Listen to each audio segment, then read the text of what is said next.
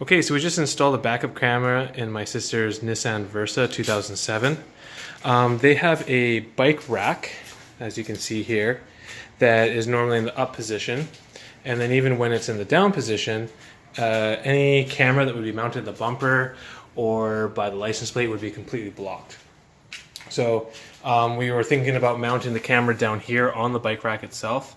But the only problem with that is that when they want to put the bike rack on a different vehicle, it's not going to work.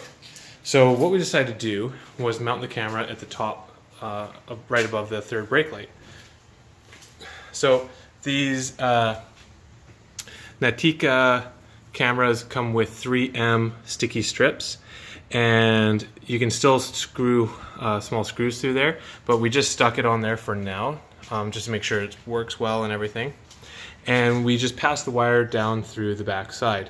What we're going to do is we need to get a Dremel and Dremel out the light a little bit, and then we're going to seal the whole third brake light with some like urethane sealant. But anyways, this just gives an idea, or just gives you an idea of how it's going to look. So there it is at the top of the vehicle, and just to give you a reference, here's the vehicle next to it. So there's the rear bumper, and it's pretty much lined up with the center of between the mirror and the handle. And from exactly this position, we tested it with the camera on.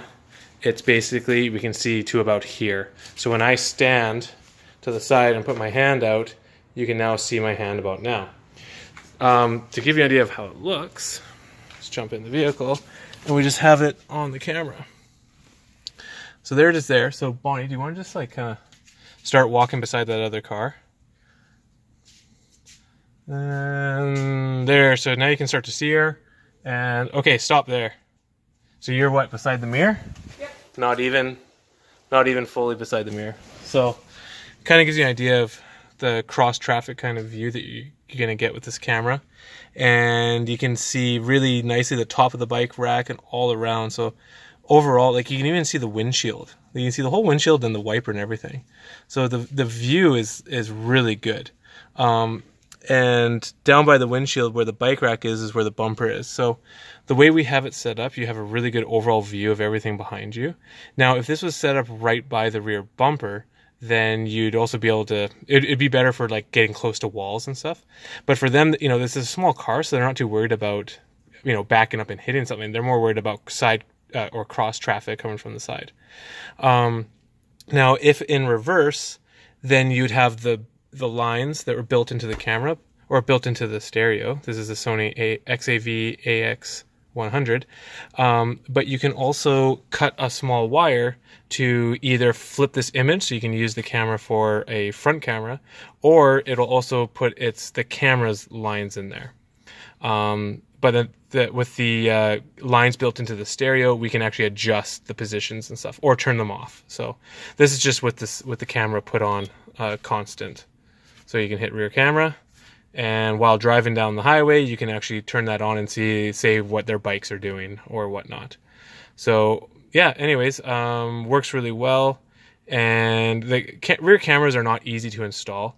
Just to give you an idea, we had to run the cable from our stereo to the back. One really nice thing is that these cameras, with the reverse input cable, it comes with with the camera signal cable, it comes with another wire for your reverse input, so that if you're running the camera all the way to the back, you don't have to run two wires, one of them going to the camera and one of them going to the reverse lights.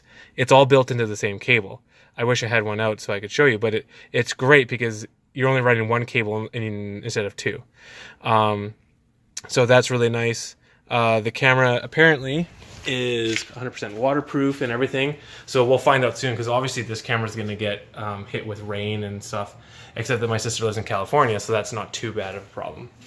And the other thing is that we can adjust the tilt up and down, so that if she wants it a little bit higher or lower, she can adjust that. But just to give you an idea of like how wide angle this is, there's the camera, and it shows the whole windshield to the mirror or to the wiper all the way down, and with this off, we could see the whole edge of the bumper. So anyways, so far really impressed with this camera. I have one for my car, which I haven't installed yet, but we got this installed on hers, and definitely looks pretty good. So so far we're happy, but maybe after like 6 months, I'll get her to send me a review on how it looks. All right. Any questions or comments? Leave them below.